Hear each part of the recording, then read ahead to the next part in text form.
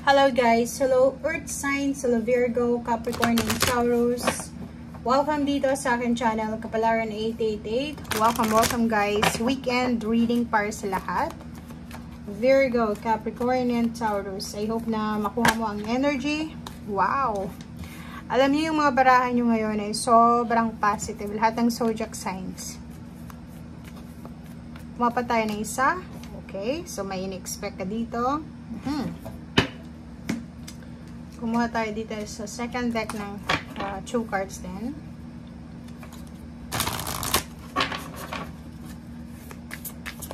Earth signs, Virgo, Capricorn, and Taurus. Okay.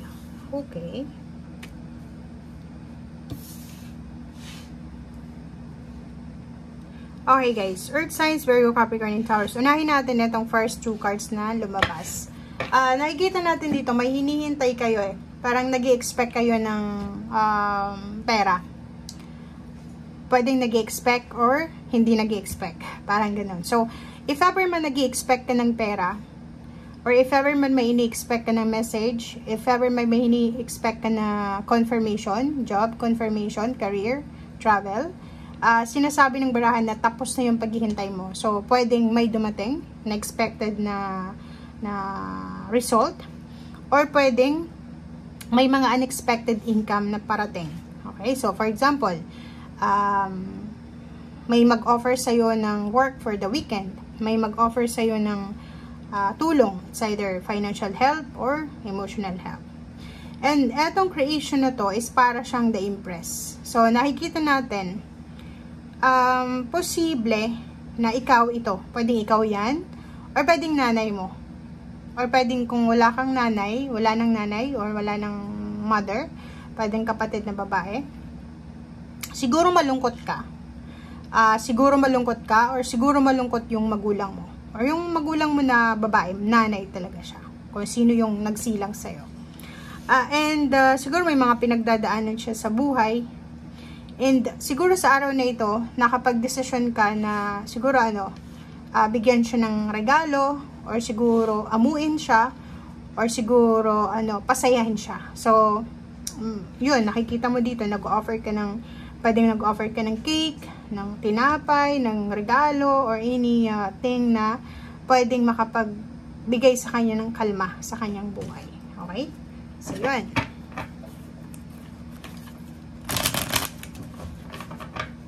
Or pwedeng ikaw to. Pwedeng ikaw ang nangangailangan ng tulong pinansyal.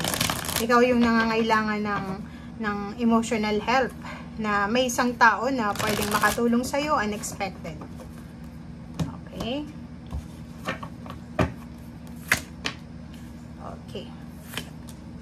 Okay, so nakikita natin dito, Earth signs, Virgo, Capricorn, and Taurus, na may mga nahang na plano, nahang na trabaho, nahang na friendship, nahang na relationship, nahang na travel.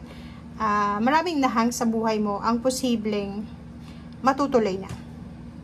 So, isang unexpected plan na akala mo hindi na matutuloy, ang posibleng matutuloy pa. Isang trabaho, ang posibleng hindi mo ini-expect. Like, nag-apply ka ng trabaho, pero hindi ito yung pinaka-importante. Or hindi siya pinaka-prospect mo, target mo na work. Pero yun pa yung pwedeng matanggap ka. Okay, so nakikita natin dito na ano man itong sisimulan mo, kasi may creation tayo dito. Ang dami-dami mga ideas eh. Marami kang ideas kung paano pasukin yung stability and balance sa usaping pera and relationship. Marami ka ding balak, plano, kung paano ka magtatagumpay sa buhay as individual. So, focus ang kailangan mo. Ang sinasabi sa dito ng baraha is magkaroon ka ng focus. Huwag pabago-bago yung desisyon. Okay?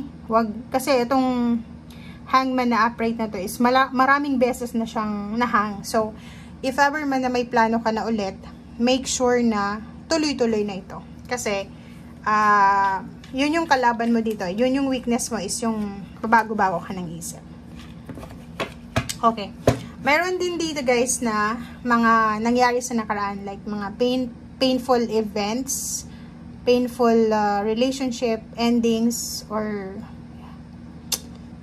encounter. So, usaping relationship, family, or friends, or trabaho, ang posibleng magkakaroon ng closure or endings. Okay, so nakikita natin dito, if ever man, naghihintay ka ng relationship, naghihintay ka ng endings, or ng mga pag-aayos, reconciliation,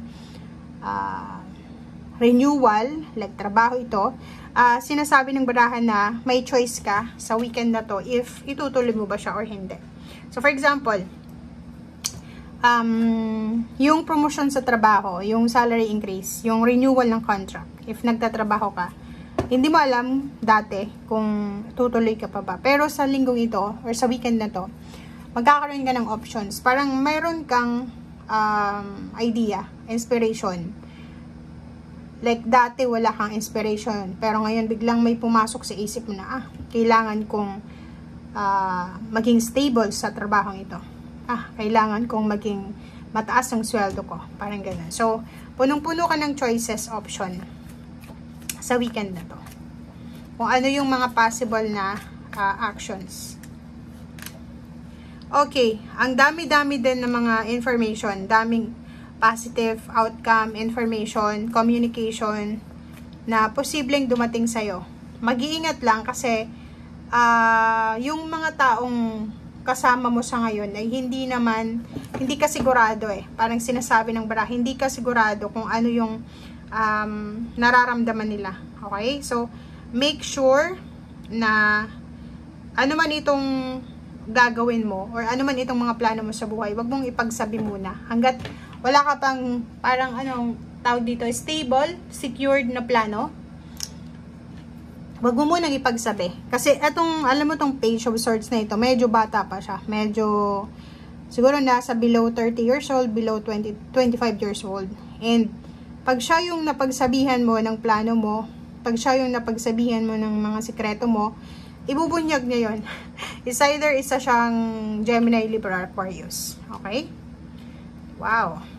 So, nakikita natin dito, punong-puno ng magic ang emotional mo, family. So, may paparating na celebration, family celebration, may homecoming, party, events, positive events to. So, nakikita natin dito, earth signs, ang positivity. So, pwedeng may mga isa-celebrate kayo sa family, may parating na graduation, may parating na wedding anniversaries, may parating na baby, may parating na, ang dami-daming blessings dito. And pera din.